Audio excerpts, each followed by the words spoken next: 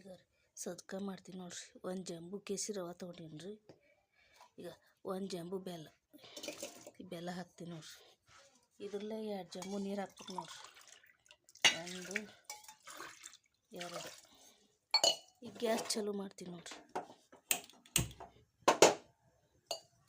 ಇದು ಸಳ ಮಾಡಿ ಹೊದ್ಯಾಡಿಂದ ಕೇಸರಿ ರವೆ ಹಾಕಿ ತಿರುಗಿಬಿಡೋದು ನೋಡ್ರಿ. ಇದು ಸಜ್ಕ ರೀ, ಅಳಕಲ್ ಸಜ್ಕ.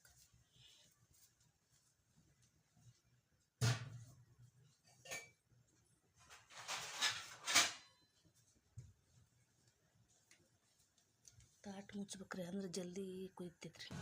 ಈಗ ನೀರು ಹೊದ್ಯಾಡೈತೆ ನೋಡ್ರಿ. 1 ಜಂಬು ಬೆಲ್ಲ ರೀ, 2 ಜಂಬು ನೀರು, 1 ಜಂಬು ಕೇಸರಿ ರವೆ ನೋಡ್ರಿ. ಈಗ ನೀರು ಹೊದ್ಯಾಡೈತಿ, ಹಾಕಿ ತಿರ್ತೀನಿ ನೋಡ್ರಿ.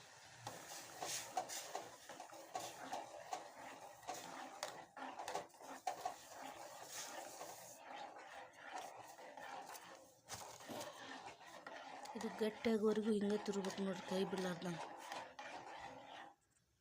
ಈಗ ಸಜ್ಕ ತಯಾರಾಯ್ತು ನೋಡ್ರಿ.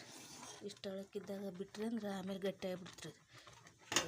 ಈಗ ಗ್ಯಾಸ್ ಬಂದ್ ಮಾಡ್ತೀನಿ ನೋಡ್ರಿ. ಈಗ